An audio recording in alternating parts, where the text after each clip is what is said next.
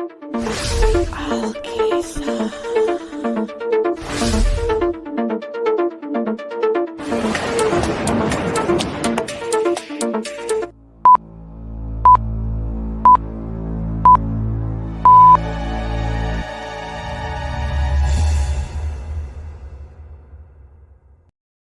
Bayu Sujono duduk dengan tenang di sofa ruang tengah penthouse-nya yang luas. Tidak seperti beberapa bulan lalu, ruangan itu kini nyaris kosong, membuat kondisi di sana kini terlihat semakin luas dan hampa. Hanya ada sofa kecil hitam dan meja kecil kayu berwarna senada, beserta TV sebesar 100 inch dan juga piano hitam besar di ruangan itu. Kebanyakan perabot telah dibuang oleh manajemen gedung apartemen sesuai permintaan khusus Bayu kemarin. Selain barang-barang tersisa tadi beserta gorden hitam tebal di setiap ruangan, hanya tempat tidur di kamarnya dan sebagian peralatan dapur yang dibiarkan Bayu tetap berada di penthouse-nya, setidaknya untuk sementara. Seharian itu Bayu hanya mengenakan kimono abu-abu muda berbahan handuk tipis yang membalut kaos tipis berwarna putih dan celana piyama biru pastelnya. Ia juga mengenakan slippers tebal berwarna putih di kakinya. Rambutnya terlihat acak-acakan, namun wajahnya tidak terlihat kusut. Ia duduk santai di sofa ruangan lenggang tersebut sambil menyilangkan kakinya dengan santai. Ruangan itu dikelilingi wallpaper futuristik berwarna gelap dan lantai motif kayu coklat tua. Tidak ada cahaya yang masuk ke ruangan selain dari televisi yang tengah menyala di hadapannya saat itu. Bayu menggenggam remote TV di tangan kanannya. Matanya menatap lurus ke layar kotak yang sedari tadi tidak berhenti menyebut-nyebut namanya. Belakangan, pamor Bayu melejit. Hampir semua media memberitakan tentang dirinya dan selalu mengupas informasi apapun tentangnya secara mendalam. Seolah mereka lebih paham tentang diri Bayu dibandingkan dengan Bayu sendiri. Bayu melihat video dokumentasi dirinya sendiri di ruangan persidangan yang saat itu terpampang di layar TV-nya. Ia terlihat tengah duduk di kursi terdakwa, teliti mendengarkan vonis hakim dengan raut wajah sangat tenang. Ia ingat saat itu sebagai hari terakhir persidangan yang hasilnya mudah ditebak.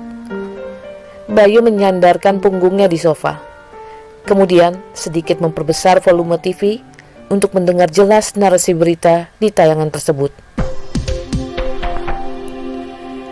Seperti diketahui, Bayu Sujono 2 hari lalu resmi divonis bebas hakim setelah selama 2 bulan menjalani persidangan dengan status terdakwa. Sebelumnya, Bayu dituntut pasal 338 KUHP dengan pidana 5 tahun penjara oleh jaksa penuntut umum dengan tuduhan pembunuhan. Namun bukti sirkumstansial yang diajukan JPU dianggap kurang kuat. 2 korban tewas sendiri, yaitu Hendarji dan Miriam Sujono, merupakan orang tua kandung dari Bayu Sujono. Bayu mengganti saluran TV-nya yang saat itu mulai menayangkan footage foto-foto ayah dan ibu Bayu yang entah bagaimana berhasil didapatkan wartawan dari penthouse keluarganya. Hendarji dan Miriam Sujono sendiri tewas di penghujung tahun 2002 lalu, tepatnya pada tanggal 30 Desember 2002, hanya sehari setelah hari ulang tahun Bayu Sujono yang ke-18. Miriam tewas akibat syok anafilaktik, sementara Hendarji jatuh dari penthouse keluarga Sujono di lantai 21. Dalam CCTV apartemen tidak ada rekaman orang lain yang masuk ke unit penthouse keluarga Sujono pada waktu kejadian. Kini, Bayu melihat pembaca berita wanita dengan wajah tirus seperti tikus menghantarkan lead berita. Meski telah divonis bebas oleh hakim, kontroversi seputar kematian Miriam dan Hendarji Sujono tidak habis-habis menjadi pembahasan. Raut wajah Bayu Sujono yang selalu terlihat tenang dan seolah-olah tidak pernah kelihatan berduka menjadi perbincangan publik. Saat mayat ayahnya ditemukan jatuh hingga ke lantai dasar, aparat yang mengecek TKP mendapatkan Bayu tengah tertidur pulas di kamar penthouse-nya dengan suara musik klasik yang dipasang dengan volume sangat keras. Sementara mayat ibunya tergeletak di ruang tengah. Beberapa keganjilan seperti kasus syok anafilaktik Miriam Sujono.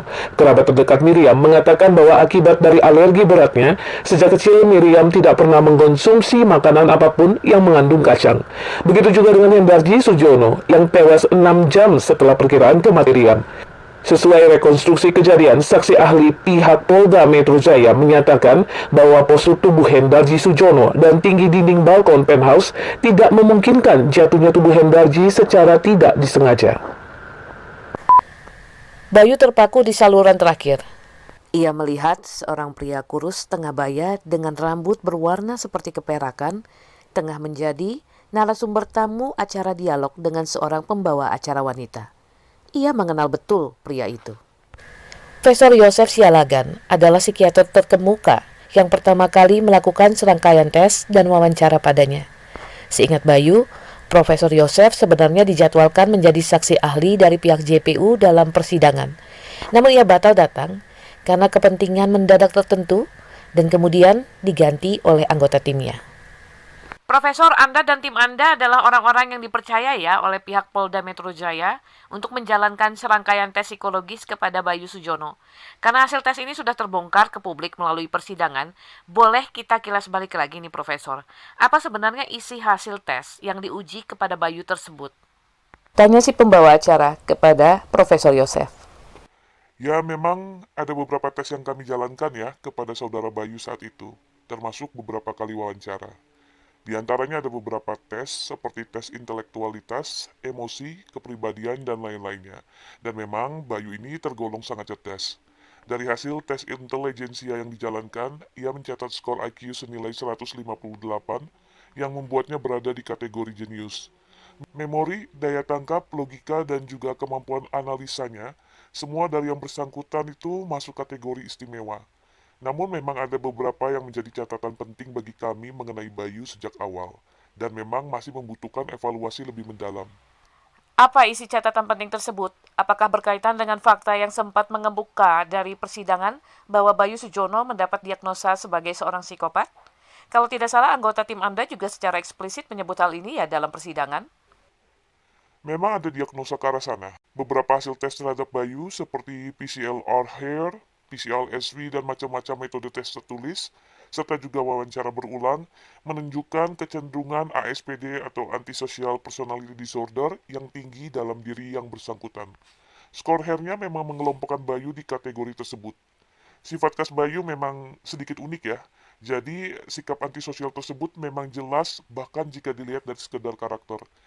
Apakah kemudian diagnosa semacam itu otomatis bisa mengarahkan Bayu sebagai pelaku pembunuhan kedua orang tuanya? Profesor Yosef terlihat menarik nafas tidak sabar. Tidak ya. Tidak bisa dikatakan otomatis begitu. Meski tim kami mewakili JPU di persidangan kemarin, namun saya secara pribadi tidak bisa langsung menunjuk Bayu sebagai pembunuh berdarah dingin.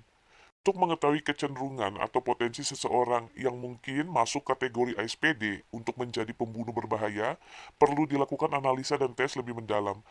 Ada ukuran skor ke arah tendensi kriminalitas, namun belum tentu juga menjamin niat dan naluri membunuh dari Bayu.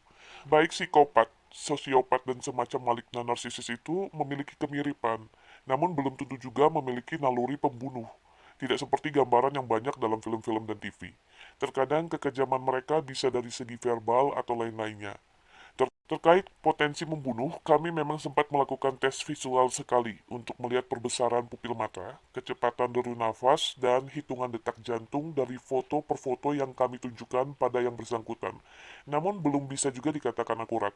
Yang perlu diketahui, analisa klaster B semacam ini perlu dilakukan mendalam, karena banyak orang yang berada di kategori ini sangat manipulatif, dan dengan tingginya intelijensi, pengidapnya bahkan mampu memanipulasi hasil tes. Namun dalam kasus Bayu saya pikir tidak ya, yang bersangkutan tidak memanipulasi tesnya. Kalau dia mau, saja dia menjauhkan kemungkinan diagnosa SPD, tapi dia cukup jujur dalam hal ini. Foto-foto apa saja yang sempat ditunjukkan ke Bayu, Profesor?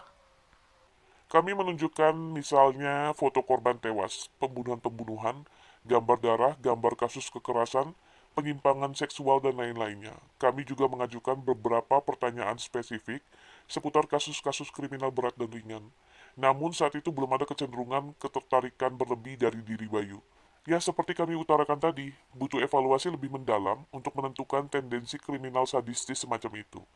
Terlebih, dalam menjalani evaluasi singkat kemarin, kami sempat kesusahan mendalami informasi mengenai yang bersangkutan dari lingkungannya sejak kecil. Bayu termasuk sangat eksklusif ya. Apa yang memperkuat dugaan-dugaan atau adanya kecenderungan seseorang untuk kemudian bisa disebut sebagai psikopat? Saya langsung saja ke objek pembicaraan, misalnya Bayu. Dia tidak suka intens melakukan kontak dengan lingkungan sosialnya, bukan karena minder ya, atau malu, atau dibully, atau alasan lainnya. Orang semacam ini lebih suka privasinya tidak diutak-atik. Ia tidak nyaman dengan orang-orang asing yang belum masuk dalam kontrol kendalinya. Jika berhadapan dengan orang lain, ia harus menjadi pengendali. Jika ia tidak dalam posisi mengontrol, maka ia merasa tidak berdaya. Itu sebabnya rasa empatinya cenderung rendah. Meski begitu, karismanya tinggi dan memiliki kemampuan manipulatif serta berbohong yang sangat baik. Self-awareness yang bersangkutan pun tinggi.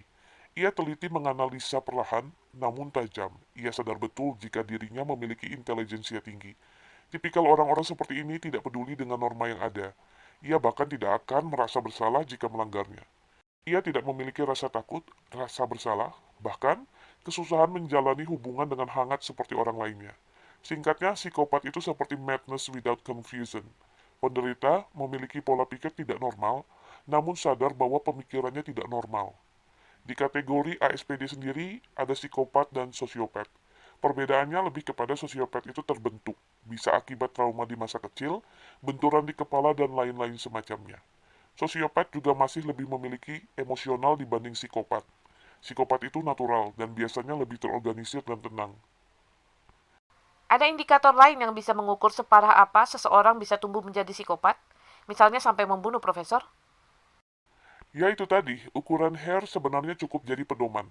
Angka yang sangat kuat, misal skor Hare di titik tertentu memang punya potensi psikopat berbahaya. Bayu belum mencapai angka itu, jadi kami juga melakukan pengujian-pengujian dan melontarkan pertanyaan-pertanyaan yang dibarengi dengan perubahan reaksi fisik dari yang bersangkutan. Biasanya, kami juga melakukan penggalian informasi hingga ke masa kecilnya. Apakah misalnya pernah menyiksa, atau bahkan membunuh binatang, atau adanya kecenderungan perilaku agresif kepada orang lain. Namun, kami belum menemui hal-hal tersebut dari Bayu saat itu. Apakah Anda menangkap reaksi tertentu dari Bayu seputar kematian kedua orang tuanya? Nah ini dia, Bayu itu memang tidak terlihat ekspresif atas tragedi yang menimpa orang tuanya. Bahkan wajahnya selalu datar jika kami sengaja menyebut seputar kematian orang tuanya. Tetapi memang emosi Bayu tidak terbaca dalam kesehariannya. Ketika ditanya apa yang akan dilakukan yang bersangkutan selanjutnya tanpa kehadiran ayah ibunya, Bayu hanya menjawab dengan kata-kata singkat. Secara psikologis ini bisa diartikan bahwa bisa jadi Bayu tidak peduli. Bisa jadi juga dirinya sangat terpukul, namun enggan mengingat dan membicarakan detailnya. Ada komentar tertentu seputar status tersangkanya saat itu? Dari Bayu, semua sama dengan penjelasan dari tim penasehat hukum Bayu. Bayu mengaku tidak tahu kejadian ketika ibunya mengonsumsi makanan yang bahan dasar sausnya berasal dari kacang macadamia. Makanan tersebut memang dibeli Bayu untuk dirinya. Namun ia tidak tahu kalau belakangan ibunya ikut mengonsumsi makanan tersebut. Ia juga mengaku tidak tahu bahwa ibunya mengalami masa kritis pada petang hari karena ia sudah masuk kamar. Begitu juga ketika ayahnya terjatuh dari balkon. Para ahli mengatakan bahwa besar kemungkinan tubuh ayah Bayu diseret menuju ke balkon dalam keadaan mabuk dan dijatuhkan dari pagar balkon lantai penthouse hingga ke lantai dasar. Anda pernah menanyakan jawaban Bayu tentang ini? Tidak, dia mengaku tidak paham dan tidak tahu soal itu. Sempat muncul dugaan bahwa semuanya terkait harta warisan, apalagi Hendarji Sujono adalah pemilik beberapa tambang batubara terbesar. Pendapat Anda, mungkinkah motif ini menjadi pemicu? Profesor Yosef menggelengkan kepalanya. Saya tidak yakin arahnya ke sana, apalagi dari luar bisa terlihat bahwa secara finansial, Bayu sendiri sudah tercukupi dengan maksimal dengan keberadaan orang tuanya. Jikapun Bayu merupakan pembunuh sebenarnya dan memerlukan motif membunuh, hal-hal seperti amarah atau dendam mengakar sedari kecil yang lebih tepat untuk ditelusuri. Namun kami tidak menemukan indikasi ke sana. Meskipun begitu, dalam kasus psikopat pembunuh, seringkali motif tidak menjadi penting. Tapi Anda mengatakan bahwa kemungkinan Bayu termasuk kategori psikopat pembunuh? Tidak, dari hasil tes-tes awal kategori psikopat pembunuh, kami ukur belum sesuai dengan Bayu. Meskipun begitu, saya akan sangat senang apabila diberi kesempatan untuk melakukan observasi lebih terhadap Bayu untuk mengetahui hal tersebut lebih pasti. Jadi Anda dari awal memang berseberangan dengan JPU yang menggunakan jasa tim Anda dalam hal ini? Anda setuju dengan keputusan hakim bahwa Bayu harus dibebaskan? Ya jelas, itu salah satu sebab saya tidak datang ke persidangan. Keputusan hakim sudah tepat terlepas dari adanya diagnosa ASPD pada diri Bayu. Tidak ada bukti kuat untuk menempatkan Bayu di posisi bersalah. Jadi ya, Bayu memang layak dibebaskan. Bayu mengangkat tangannya dari tempatnya duduk dan mematikan televisi dengan remote di tangannya. Dalam ruangan gelap yang lenggang, garis bibir Bayu terlihat perlahan bergerak melebar. Sejenak, ia berdiam di sofanya dan tersenyum dengan mata kosong. Lalu ia menoleh ke beberapa titik lokasi di ruangan tersebut. Hanya beberapa meter dari tempatnya duduk, beberapa bulan lalu tubuh ibunya ditemukan tergeletak. Wajahnya bengkak dengan mata masih terbelalak. Di sudut-sudut bibirnya masih tersisa buih liur dan tubuhnya seolah membiru karena kekurangan oksigen. Ia ingat betul penampilan ibunya saat itu. Rambut ikal sebahu ibunya dikuncir ke belakang. Ia mengenakan dress putih selutut dengan motif bunga matahari kecil-kecil. Ibunya tetap cantik meski telah menjadi mayat. Sementara ayahnya tidak terlalu penting mengingat kondisi kematian ayahnya, pikir Bayu sambil menatap ke arah balkon yang tertutup gorden hitam. Kini ia beranjak dari sofanya menuju ke arah balkon. Ia membuka gorden yang menutup pintu balkon dan meraih gagang pintu kaca tersebut dan membukanya. Cahaya lampu jalanan dan gedung mendadak menyeruak masuk, meremangi ruangan tempat Bayu berada. Ia merasakan semilir angin sejuk menerpa wajahnya. Hanya sejenak, ia membawa dirinya ke ujung tembok pembatas balkon yang berwarna putih dan melihat ke bawah dari ketinggian. Bayu pun mendesis geli, sepintas mengingat sesuatu. Lalu ia meninggalkan balkon dengan santai sambil tersenyum. Bayu melangkahkan kakinya menuju ke ujung ruangan, tempat sebuah piano hitam besar berada. Ia membuka penutup tuts piano dan menyentuh semua tombolnya dengan jari-jarinya yang panjang dan pucat. Ia pun kemudian mendudukkan dirinya di bantalan kursi kecil yang menghadap ke piano dan menatap seluruh isi ruangan dari posisinya. Beberapa detik, ia menengadah dan menutup mata. Entah merasakan sensasi apa yang membuatnya seolah senang. Kemudian setelah menarik nafas dalam-dalam, ia mulai memainkan jarinya dengan lihai di atas tuts piano tersebut. Friedrich Beethoven. Ia pun tenggelam dalam suasana yang mengingatkannya akan detik per detik dari peristiwa kematian kedua orang tuanya.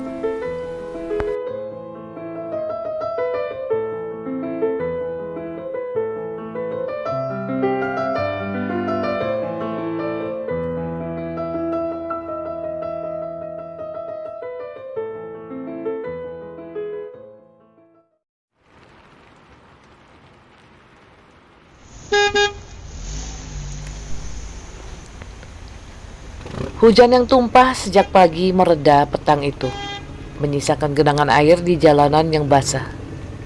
Di Jakarta, jika hujan tak henti-henti mengguyur, maka jelas kondisi jalanan di malam hari akan menjadi neraka. Tidak saja kondisi jalanan cenderung macet total di segala titik, bunyi klakson kendaraan yang tidak sabar pun akan terus bersahutan meneror gendang telinga orang.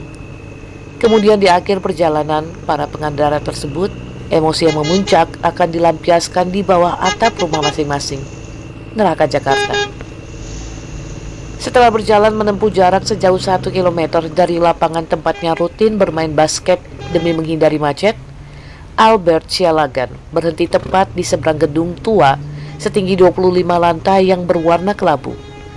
Sambil memerangi udara dingin, ia berlari kecil menyeberangi jalan, melewati barisan mobil yang tampak begitu gelisah akibat lambat bergerak maju.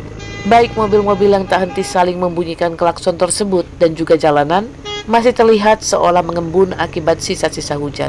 Albert merapatkan jaket tebal berwarna hijau army untuk melindungi tubuhnya dari semilir angin malam yang dingin. Di dalam jaket, ia masih mengenakan kaos longgar hitam tanpa lengan dengan tulisan angka 11 berwarna merah serta celana lebar hitam yang jatuh hingga ke lututnya. Di bawah lutut, ia mengenakan sepatu basketnya yang berwarna putih yang sedari tadi telah menghantam genangan air di jalanan. Sesekali ia bisa melihat sekilas dirinya dari pantulan genangan air tersebut di bawah dengan bantuan lampu-lampu jalanan dan gedung. Untuk ukuran anak berusia 16 tahun, Albert memiliki postur tubuh yang cukup ideal. Tinggi besar khas pemain basket SMA, kulit tubuhnya berwarna kecoklatan, dan rambutnya cepak nyaris klontos. Ia tidak bisa dikatakan tampan, tidak juga jelek, namun aura wajahnya cukup hangat, sama persis dengan ayahnya. Seorang satpam berseragam mengangguk membalas sapaan kilat Albert ketika dirinya memasuki area gedung yang kurang terlihat megah dan futuristik tersebut. Ia berpapasan dengan begitu banyak orang yang terlihat baru saja menyelesaikan kerja dan mencoba pulang dari kantor. Sebagian lagi terlihat hanya berdiam diri di lobi gedung dan seolah mencoba menghabiskan waktu di sana untuk menunggu jalan raya melenggang. Resepsionis gedung sendiri tengah sibuk mengembalikan kartu identitas kepada beberapa tamu non-karyawan gedung dan tidak melihat Albert yang melewati mereka. Ia sadar betul dirinya tidak cukup rapih berada di antara beberapa orang pekerja di sekitarnya yang tengah menunggu lift di lantai lobi gedung. Untungnya tidak banyak yang masuk ke lift khusus lantai 15 ke atas hingga Albert leluasa meluncur naik ke lantai 19. Ada 3 kantor berbeda di lantai 19 yang didesain dengan kayu-kayu berwarna coklat tua. Di bagian paling ujung lorong yang memutar dengan luas area paling kecil adalah kantor milik ayah Albert. Sebelum menemui ujung lorong bagian kanan, siapapun akan melewati sebuah kantor headhunter yang lumayan besar di sebelah kanan lorong, sementara di kiri lorong ada sebuah kantor pengacara. Albert sendiri langsung menuju kantor ayahnya. Ia dapat melihat tulisan klinik Profesor Dr. Yosef Sialagan. Albert membuka pintu kaca dan segera mencium aroma pinus dari dekat meja resepsionis. Masih ada Risa, karyawan ayahnya di meja depan yang terlihat serius dengan pembicaraannya di telepon. Begitu melihat Albert, ia segera menutup bagian bawah gagang telepon dengan tangan kanannya dan segera menyapa Albert dengan galak. "Kau basah dan membawa lumpur ke sini. Aku baru mengepel lantai." Albert melihat ke arah sepatunya yang masih kotor akibat bercak-bercak lumpur dan jaketnya yang lembab akibat terkena rintikan hujan sepanjang perjalanan tadi, lalu tersenyum simpul pada Risa. "Ayah mana?" tanyanya pada Risa. "Di dalam, sisa 1 sesi terakhir, mau nebeng pulang lagi." Albert mengangguk dan membiarkan Risa segera kembali tenggelam dalam pembicaraannya di telepon. Ia melenggang masuk ke dalam pintu kaca lain di samping kiri meja resepsionis setelah Risa menekan tombol unlock dari balik mejanya. Albert langsung disambut dengan musik instrumental khas Asia Timur di balik pintu kaca tersebut dan aroma lavender manis yang menenangkan. Di dalam kantor tersebut ada beberapa ruang lainnya yang terpisah. 1 ruangan konsultasi, 1 ruangan observasi dan terapi, 1 ruangan arsip, 1 ruang obat, 2 ruangan khusus untuk tes, 1 ruangan tunggu yang cukup besar, 1 dapur kecil, dan juga toilet. Albert menyempatkan diri membersihkan dirinya terlebih dahulu di toilet sebelum masuk ke ruang tunggu. Seperti biasa, di ruang tunggu selalu disediakan air putih dan teh chamomile dengan penghangat otomatis yang fungsinya juga untuk menenangkan, beserta beberapa cemilan biskuit gandum susu. Albert minum segelas air putih, lalu mengambil sedikit biskuit dan duduk di sofa krem yang menghadap langsung ke arah ruang konseling. Ia ingin mengawasi langsung ruangan ayahnya sambil mengisi perut sementara. Ia baru menyadari bahwa di pojok ruangan, dengan hanya terpisah 2 meter darinya, ada seseorang lainnya yang tengah duduk sambil membaca majalah. Pria itu tinggi, bisa dikatakan sekitar 12 cm lebih tinggi dari Albert, dan memiliki postur tubuh agak kurus, serta kulit pucat seolah tak pernah terkena paparan sinar matahari. Ia bergaya preppy bak kalangan bangsawan, dengan sweater coklat tua yang menutupi kemeja putih di dalamnya, serta celana bahan kain berwarna krem. Sekilas Albert merasa pernah bertemu dengannya sebelumnya di suatu tempat, namun ia kemudian mengingat di mana pernah melihatnya. Ia sering melihat pria itu di TV belakangan. Namanya Bayu Sujono. Umurnya hanya terpaut 2 tahun lebih tua dari Albert. Yang membuat Albert kemudian mengingat detail tentang Bayu, selain dari drama kontroversi nasional seputar kematian kedua orang tuanya, adalah karena Bayu kini merupakan miliarder termuda di Indonesia, penerima beasiswa Stanford University. Kabarnya pertengahan tahun ini ia sudah akan berangkat ke Amerika. Setidaknya begitu menurut surat kabar yang dibacanya. Pria tersebut tahun lalu selalu berada di peringkat teratas negara dan konon memiliki tingkat intelijensia luar biasa. Belum lagi secara fisik, ia bisa dikatakan menarik. Wajar jika banyak pemuda se-Indonesia yang iri padanya, termasuk Albert. Meski begitu, rasa tidak suka Albert pada laki-laki itu mengalahkan rasa irinya. Ia merasa langsung tidak menyukai Bayu, entah mengapa. Albert mengamati Bayu yang duduk dengan santai di atas kursi kayu besar yang terletak di ujung ruangan. Tingkah lakunya sangat tenang, lebih tenang dari orang dewasa kebanyakan, dan sepengetahuan Albert dari TV, jika Bayu berbicara, intonasi suaranya juga tidak pernah meninggi dalam situasi apapun. Suaranya selalu terdengar pelan serupa tiupan angin. Di pengadilan kemarin saja ia berbicara selalu teratur dan selalu menekankan kepada konteks-konteks yang diperlukan saja. Ekspresi wajahnya selalu datar tanpa emosi. Bahkan nafasnya tidak pernah terlihat menderu dalam situasi-situasi apapun. Kebanyakan orang yang mengenalnya akan terlihat sedikit takut pada Bayu. Hanya Albert yang mungkin tidak merasa merinding ketika berada di dekat Bayu. Entah mengapa, ia bahkan selalu merasa dirinya seperti elang sedang berburu kelinci setiap melihat Bayu. Ia merasa membenci orang itu tanpa sebab. "Hei," sapa Bayu sambil menggerakkan bibirnya, terlihat seperti tersenyum senang. Ia masih menggenggam sebuah majalah pariwisata di tangannya yang terbuka lebar. Raut wajahnya terkesan bersemangat membuka komunikasi dengan Albert yang terus menatapnya. "Jalanan di luar masih macet?" tanya Bayu pada Albert. "Ya, begitulah," jawab Albert sambil mengangkat bahu dengan kaku. "Kau pasien ayahku atau..."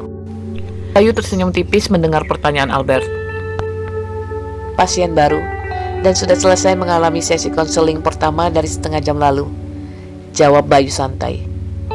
"Kebetulan tadi dengar-dengar di luar macet total, jadi aku merasa lebih nyaman menunggu di sini sampai jalanan lebih lenggang. Apa kabar? Masih ingat aku?" "Apa kita pernah bertemu sebelumnya?" tanya Albert kebingungan. Merasa tidak pernah berkenalan langsung dengan pria di depannya. "Kau anak Profesor Yosef kan, Albert?" Albert terlihat sedikit terkejut kalau lawan bicaranya saat ini mengenalinya. Namun belum sempat Albert bertanya, Bayu sudah melanjutkan pertanyaannya lagi. "Kau sedang menunggu ayahmu pulang?" Albert menatap Bayu dengan aneh. Ia tidak menyangka orang seperti Bayu mau menjalin komunikasi dengan mudah kepada orang seperti dirinya. "Semua bus ke arah rumahku penuh sesak. Jadi aku kesini untuk menebeng pulang dengan ayahku, sekalian menunggu jam macet berkurang," ujar Albert dengan wajar. Bayu tersenyum misterius setelah sejenak tenggelam dalam pengamatan tajamnya ke diri Albert. "Ayahmu sering bercerita tentang dirimu. Beberapa bulan lalu saat ia mengevaluasiku di Mabes Polri dan juga di konseling hari ini, ia masih menyebut namamu. Kadangkala di sesi wawancara, ia memakai kau sebagai bahan studi banding. Makanya aku ingin bertemu denganmu secara langsung." Keheningan timbul sejenak. Albert merasa curiga bahwa ayahnya telah bercerita banyak tentangnya kepada Bayu dan bahwa pria aneh itu jangan-jangan menunggu di sana untuk bertemu dengan dirinya. Ia mulai merasa tidak nyaman. "Studi banding apa? Kenapa ayahku bercerita tentangku padamu?" "Menurutmu kenapa?" Bayu bertanya balik kepada Albert dengan wajah datar, namun kilat matanya mendadak bersinar tajam. "Apa saja yang ia ceritakan tentangku?" tanya Albert canggung, berusaha memecahkan keheningan yang mendadak timbul. Bayu tidak segera menjawab, namun ia meletakkan majalahnya di meja dan gantian mengambil cangkir tehnya dari sana. Sambil menatap Albert, ia meneguk teh chamomile-nya. "Melihatmu secara langsung membuatku teringat pada seseorang," ucap Bayu mengawang, menolak menjawab pertanyaan Albert. "Jester, seseorang yang aku kenal sejak tahun lalu. Ia mirip denganmu." "Staf ayahmu di depan tadi namanya Risa?" lanjut Bayu dengan hati-hati setelah melihat perubahan air muka Albert. Wanita yang baik dan sangat komunikatif. Ia yang tadi mengatakan padaku bahwa kau sering ke kantor ayahmu untuk pulang bersama setiap kondisi jalanan dan cuaca agak buruk. Albert terlihat kurang senang. Jangan-jangan kau memang ingin mengenalku dan sejak tadi menungguku ya? Benar, desis Bayu dengan suara dalam. Albert menggeser posisi duduknya di sofa dan terlihat sangat terganggu. Ada yang ingin kau tahu tentangku? Ada yang ingin dibicarakan? Bayu terlihat menimbang-nimbang kalimat berikutnya sebelum menjawab.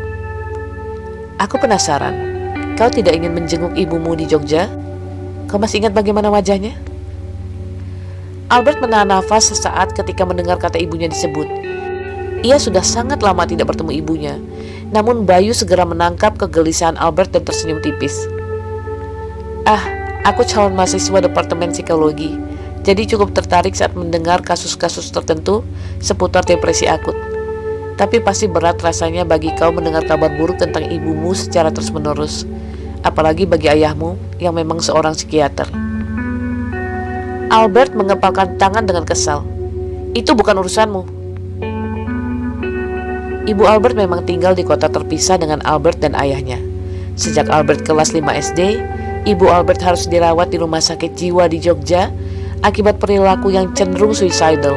Berkali-kali ibunya mencoba untuk bunuh diri. Dan terakhir minggu lalu, Ibu Albert berusaha merobek nadi pergelangan tangannya sendiri dengan garpu yang ia sembunyikan dari ruang makan di rumah sakit.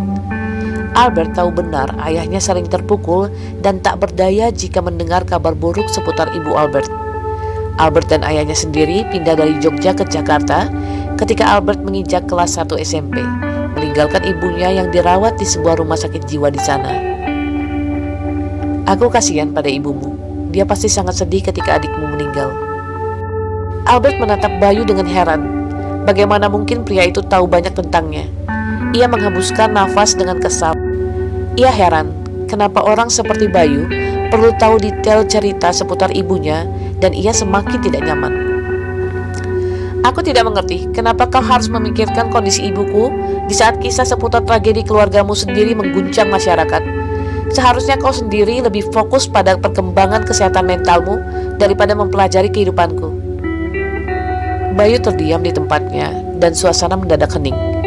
Sekilas, sorot mata Bayu terlihat memancarkan emosi tertentu, seperti heran. Namun tak berapa lama, ia menarik garis bibirnya sendiri dan tersenyum dengan dingin. Mendadak, ia beranjak dari kursi tempatnya duduk dan berjalan perlahan ke arah Albert. Ia berhenti tepat di depan Albert dan kini menatapnya dengan tajam sambil menundukkan setengah badannya ke arah wajah Albert. Kau tahu kasus pembunuhan high profile di kalangan polisi sejak tahun lalu? Tanya Bayu dengan sangat pelan kepada Albert, nyaris seperti berbisik. Aku mendengar hal ini masih menjadi perhatian pihak reskrim dan belum terpecahkan. Februari 2002, mayat seorang dokter wanita ditemukan nyaris membusuk dengan kondisi kepala hancur. Ia ditemukan di dalam gentong sampah biru di Jalan Tol Jagorawi setelah sekian minggu dilaporkan hilang oleh keluarganya. Agustus 2002, mayat wanita karyawan mall di daerah Senayan ditemukan di dalam ruang genset, lagi-lagi dalam kondisi kepala hancur. Bayu menarik nafas sejenak. Matanya berkilat-kilat tampak lebih bersemangat. Kau tahu sesuatu? Tanyanya pada Albert. Orang-orang yang menemukan mayat mengatakan tengkorak kepala mereka sampai hancur dan isinya terburai hingga wajah mereka tidak bisa dikenali. Tidak ada yang tahu hubungan pembunuhan keduanya karena susah menelusuri motif. Jadi belum ada gembar-gembor media seputar kasus ini. Namun, orang forensik Polri mengatakan padaku saat itu bahwa senjata pembunuh adalah barbel seperti di ruang gym. Barbel seberat 2 atau 3 kilo yang dihantam berkali-kali ke wajah dan seluruh korbannya dalam keadaan hidup-hidup. Mereka menyebut pelakunya pembunuh bertangan barbel. Kau pasti sudah dengar detail kasus ini dari ayahmu yang bekerja sama dengan forensik Polri, kan? Tidakkah bagimu kasus ini menarik? Albert menatap lurus pada Bayu yang tengah tersenyum dari posisi duduknya. Tubuhnya mendadak kaku melihat gelagat mencurigakan dari pria di depannya. Baru kali ini ia merasa bahwa Bayu bisa sangat berbahaya. Sangat-sangat berbahaya. Kenapa kau mendadak bertanya soal itu? Apa hubungannya cerita itu denganku? Tanya Albert dengan sikap waspada. Bayu melenguh kecewa sambil kembali berdiri tegak di tempatnya. Kukira kau sudi mengatakan padaku apa pendapat ayahmu tentang kasus itu. Tidakkah ia tertarik untuk membedah mental pelakunya? Kenapa ia harus merasa tertarik? Balas Albert menggeram. Ia mengendus sesuatu yang tak wajar di diri Bayu. Karena sebagai calon mahasiswa psikologi, aku juga sangat tertarik, jawab Bayu santai. Desas-desus di kalangan reskrim mengatakan bahwa pembunuhnya sadistis yang mengincar korban-korban wanita. Bayu tertawa kecil sebentar saat mengungkapkan kata-kata terakhir. Albert mengamati perilaku aneh Bayu. Kau punya pendapat yang lain? Tanyanya dengan perlahan. Korban-korban wanita. Ulang Bayu lagi dengan geli. Bagiku semuanya harus dilihat dari korban pertama. Bayu memalingkan muka dan mulai menggumam dengan misterius sambil memejamkan mata. Ia lalu mengeluarkan suara sambil seolah membayangkan sesuatu. Pada korban pertama, pelaku menunjukkan kemarahan sebenarnya. Ia meluapkan amarahnya pada korban karena sesuatu. Lalu ia mulai mengenal darah. Cipratan darah korban yang menyentuh tangan, tubuh dan wajahnya. Ia merasa mendadak bergairah, senang, seolah hidup kembali. Pembunuhan kedua lebih seperti proses mencari jati diri bagi pelaku. Bukan karena identitas mereka sebagai wanita. Pembunuhan kedua itu lebih ia nikmati dengan mata terbuka dan telah direncanakan dengan rapi. Begitu juga dengan kemungkinan pembunuhan selanjutnya. Bola mata Albert membesar. Ia tahu dari ayahnya memang bahwa ada kasus serial pembunuhan yang masih disembunyikan oleh pihak kepolisian. Tapi ia heran bagaimana Bayu bisa mengetahui dengan jelas tentang itu, sementara ia sendiri tidak tahu banyak tentang itu. Aku benar-benar tidak mengerti kasus yang kau ceritakan ini. Kau berbicara seolah kau pelakunya, ujar Albert dengan raut wajah curiga dan jijik sekaligus membuyarkan pemikiran Bayu. Kau pikir akan ada pembunuhan selanjutnya? Bayu menoleh padanya perlahan dan tersenyum cuek. Pelakunya belum memiliki niat berhenti. Ia seperti anak kecil labil yang baru pertama kali diberi game menyenangkan. Ia belum puas dan masih menikmati usaha untuk menuntaskan level per level. Tentunya akan susah bagi pelaku untuk langsung mencapai kesempurnaan, level tertinggi. Ia masih memiliki pagar yang merintangi ambisinya dan belum bisa diterobosnya sebagai anak kecil. Tahun ini ia belum bergerak lagi, ujar Bayu setelah sempat mengambil jeda sejenak. Tapi kalau tahun ini sang pelaku kembali beraksi, maksudku ia pasti akan kembali beraksi. Akankah ia tetap dalam tradisinya? Menurutmu, kali ini ia masih akan membunuh wanita lemah atau mencoba yang lain? Albert mulai merasa mual. Darahnya mendadak terasa mengalir deras ke kepalanya. Ia tahu apa yang sedang dilakukan Bayu, mengancamnya. Laki-laki di hadapannya jelas orang berbahaya, pikir Albert dengan sangat gelisah. Ia akan tertangkap, cetus Albert dengan suara bergetar dan rahang mengeras. Ya, mungkin suatu saat. Aku tidak yakin saat ini, kata Bayu sambil mendengar denting berbunyi dari jam dinding kuno di ruang tunggu, mengganggu suara musik instrumental yang sedari tadi masih mengalun.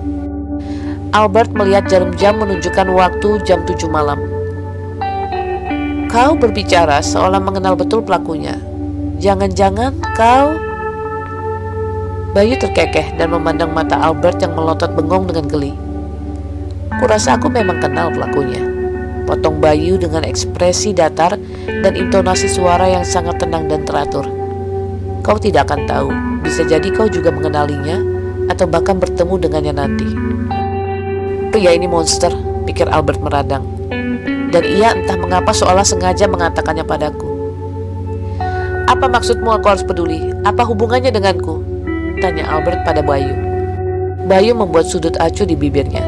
Lalu dengan sorot mata tajam dan pandangan mata yang aneh padanya, Bayu kembali bersuara. Karena ayahmu memperkenalkanmu padaku beberapa bulan lalu. Dan ia bilang padaku bahwa kita memiliki kesamaan. Alis mata Albert mengernyit. Lalu, apa hubungan itu dengan semua yang kau bicarakan? Bayu kemudian memiringkan sebagian wajahnya dengan ekspresi wajah datar, seolah berusaha keras menganalisa Albert. Setelah beberapa lama melakukannya, ia kemudian mengucapkan sesuatu dengan suara seperti tertelan angin yang tidak akan pernah dilupakan Albert seumur hidupnya dan akan terus membekas hingga beberapa tahun ke depan. Kurasa kita pernah dekat sebelumnya, dan kau akan membutuhkan bantuanku suatu saat nanti, ujar Bayu menutup perjumpaan mereka.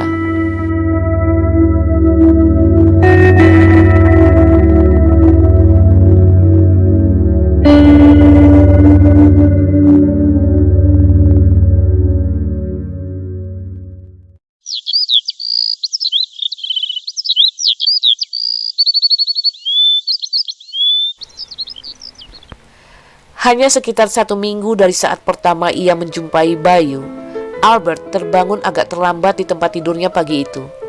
Ia hendak segera bergegas menyiapkan diri untuk menuju ke sekolahnya sebelum kemudian merasa keganjilan yang menghantam nalurinya. Rumahnya pagi itu terasa terlalu hening. Ayahnya tidak membangunkannya. Tidak ada suara berisik di dapur, yang berarti ayahnya juga tidak sedang menyiapkan sarapan untuknya. Tidak ada suara mesin mobil meraung dari carport rumah mereka, yang berarti ayahnya juga tidak sedang memanaskan mobil kijang kunonya. Dengan berusaha mengumpulkan pikiran segar dan kesadarannya, Albert bergegas melangkahkan kaki turun dari tangga lantai 2 rumahnya yang sudah kusam dan tua untuk menuju kamar ayahnya. Hari itu adalah hari Selasa, awal April tahun 2003 yang biasa disebut dengan April's Fool atau April Mop. Suasana pagi itu cerah dan tidak diawali oleh hujan yang biasa terbawa dari akhir tahun sebelumnya. Albert membuka pintu kamar ayahnya dan mendapatkan Profesor Yosef Sialagan sedang tidur di tempat tidurnya sendiri dengan mengenakan celana pendek tidur dan kaos singlet putihnya seperti biasa.